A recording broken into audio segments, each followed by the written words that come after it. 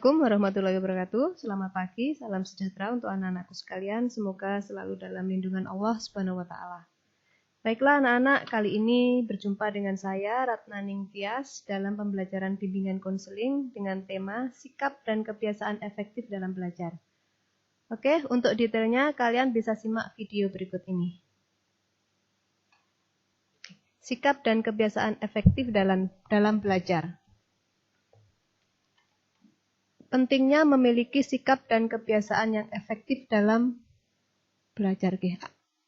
Sebelum kita memiliki sikap dan kebiasaan belajar yang efektif dan efisien, kita harus tahu apa sih itu belajar, kemudian apa itu belajar efektif, mengapa siswa perlu memiliki sikap dan belajar yang efektif dan efisien, mengapa harus terjadwal dan menyenangkan. Apa saja yang harus diperhatikan dalam belajar yang efektif?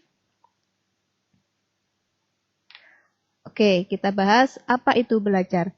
Di sini didefinisikan, belajar adalah aktivitas yang dilakukan secara sadar untuk mendapatkan sejumlah kesan dari bahan yang dipelajari. Belajar juga dapat didefinisikan sebagai proses di mana tingkah laku ditimbulkan atau diubah melalui latihan atau pengalaman.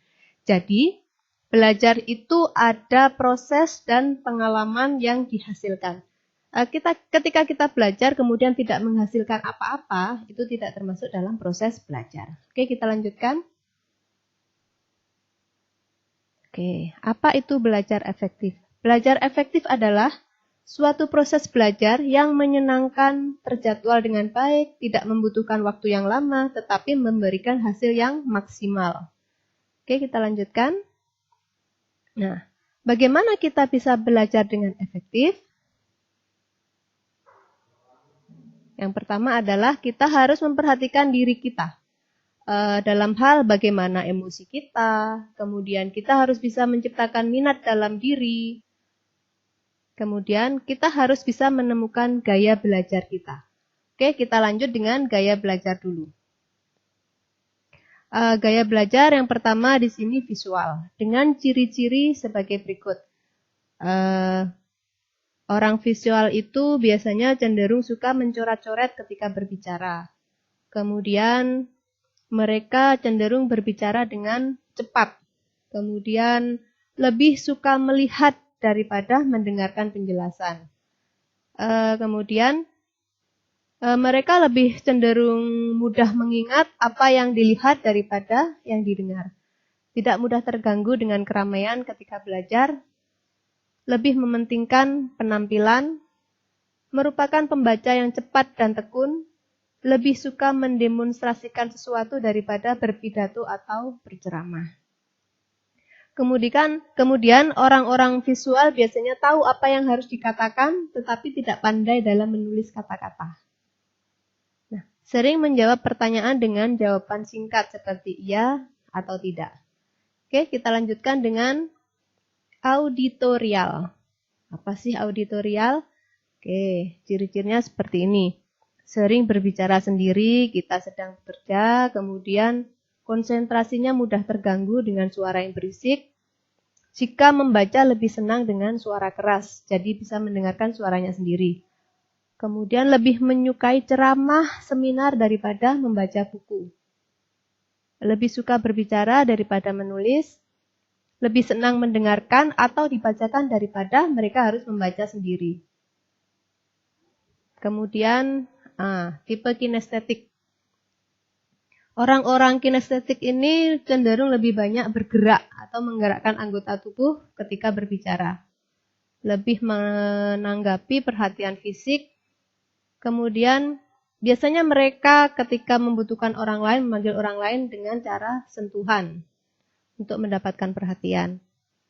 Tidak dapat duduk diam dalam waktu yang lama, lebih mudah belajar melalui praktik langsung, berbicara dengan perlahan, kemudian menghafalkan sesuatu dengan bergerak atau melihat langsung. Banyak menggunakan bahasa tubuh atau nonverbal. Yang selanjutnya adalah perhatikan lingkungan. Pilihlah tempat yang nyaman ketika belajar. Ada orang yang bisa belajar tanpa musik, ada orang yang bisa belajar dengan musik. Tergantung nanti kalian menyesuaikannya seperti apa. Oke, kita lanjutkan. Oke, teknik apa yang kamu gunakan dalam belajar? Teknik yang kita gunakan dalam belajar sangat berpengaruh dengan hasil yang kita dapatkan dalam belajar. Ada orang yang suka mencatat bebas, kemudian ada yang lebih mudah belajar dengan membuat peta konsep, kemudian membuat rekaman singkat, dan lain sebagainya. Oke, kemudian mengapa kita belajar itu harus terjadwal dan menyenangkan? Dalam bekerja, otak kita juga dipengaruhi oleh kondisi fisik. Kalau kondisi fisik kita capek, sedang tidak menyenangkan, otak tidak akan bisa bekerja dengan maksimal. Kemudian kalau otak tidak bisa bekerja dengan maksimal, otomatis informasi yang kita terima pun tidak akan tersimpan baik oleh ingatan kita. Akibatnya, informasi yang pernah kita terima tidak dapat kita pergunakan lagi dengan maksimal saat kita membutuhkannya, atau biasanya kita sebut dengan lupa. Oke, kita lanjutkan. Oke, rencana jadwal belajar efektif. Supaya belajar itu lebih efektif, lebih mengena, lebih berhasil maksimal, kita harus bisa memberikan waktu yang cukup untuk istirahat kita, untuk makan, dan kegiatan hiburan. Jangan dibalik ya. Jangan hiburan lebih banyak daripada istirahat. Kemudian buatlah prioritas tugas-tugas. Jadi tugas-tugas yang lebih penting, membutuhkan waktu lebih banyak, silakan diutamakan. Kemudian luangkan waktu untuk mengulang pelajaran dan diskusi sebelum kelas dimulai. Kemudian atur waktu untuk mengulang langsung pelajaran setelah kelas. Maksudnya di sini biasakan kalian untuk belajar lagi setelah pelajaran itu selesai. Karena kebiasaan ini sangat membantu kita karena ingatan kita masih segar. Ingatlah bahwa kemungkinan terbesar untuk lupa itu terjadi dalam waktu 24 jam tanpa review atau mengulang. Kemudian biasakan membuat jadwal 40 atau sampai dengan 50 menit setiap sesi belajar. Kemudian pilihlah tempat yang kalian anggap nyaman.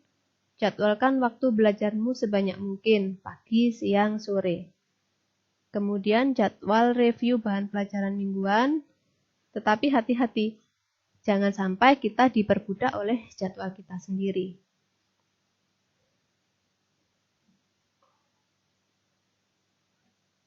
Oke, membuat rencana belajar efektif. Jawablah pertanyaan berikut sebelum kalian merencanakan untuk membuat jadwal rencana belajar yang efektif. Yang pertama, apakah kamu suka membaca, bercerita atau menghafal? Kemudian kamu lebih suka belajar berkelompok atau sendiri? Apakah kamu tahu teknik mencatat yang baik? Kamu butuh banyak atau sedikit waktu untuk belajar? Apakah kamu membaca sumber lain selain buku mata pelajaran? Apakah kebiasaan belajarmu dapat membuat kamu sukses? Apa yang akan kamu lakukan sekarang? Pada saat belajar, apakah kamu berhenti untuk meringkas?